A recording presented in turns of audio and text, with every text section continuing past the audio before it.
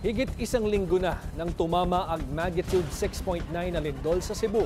Pero hindi pa rin nakakabalik sa normal na pamumuhay ang mga residente doon. Bukod kasi sa aftershocks, apektado rin ng sinkholes ang kanilang kabuhayan. Narito ang Agenda Weekend Report ni Marian Uy.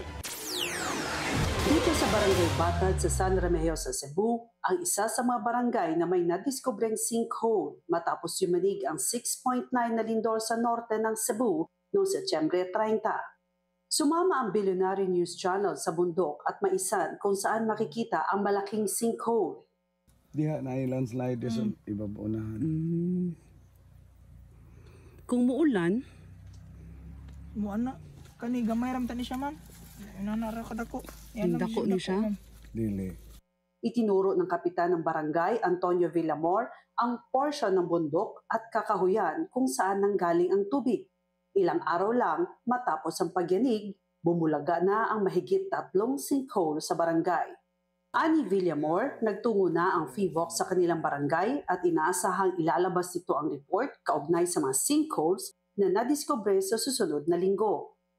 So far, ang sulti sa PBOX, kanang mga sinkholes, dili lang yun paduulan sa publiko within 10 meters.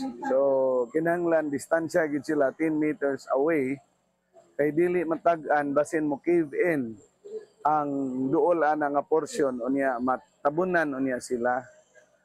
O gingon man kanang mga landslide areas kay naman po yung mga area diri nga landslide.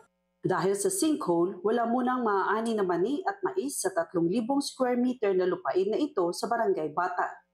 Ilang metro lang layo mula sa sinkhole ang Batad Integrated School. Di lamang sinkhole ang pangamba ng mga guro kundi ang ulan at aftershock. Sira pa rin ang bubong ng paaralan. Hindi pa idineklara ng local government na ligtas ng gamitin ang mga silid-aralan.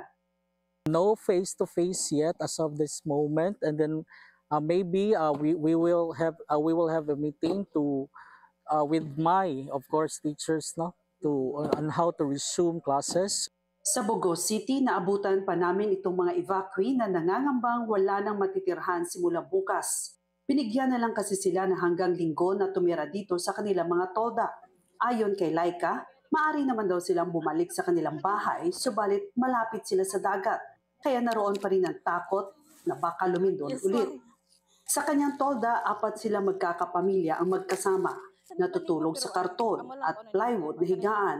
Kaya nang may dumating na donasyon, tuwang-tuwa si Laika at makakatulog di umano siya ng mahimbing kasama ang pamilya. Thank you kayo! Para sa Agenda Weekend, Marian Uy, Billionaire News Channel, Cebu.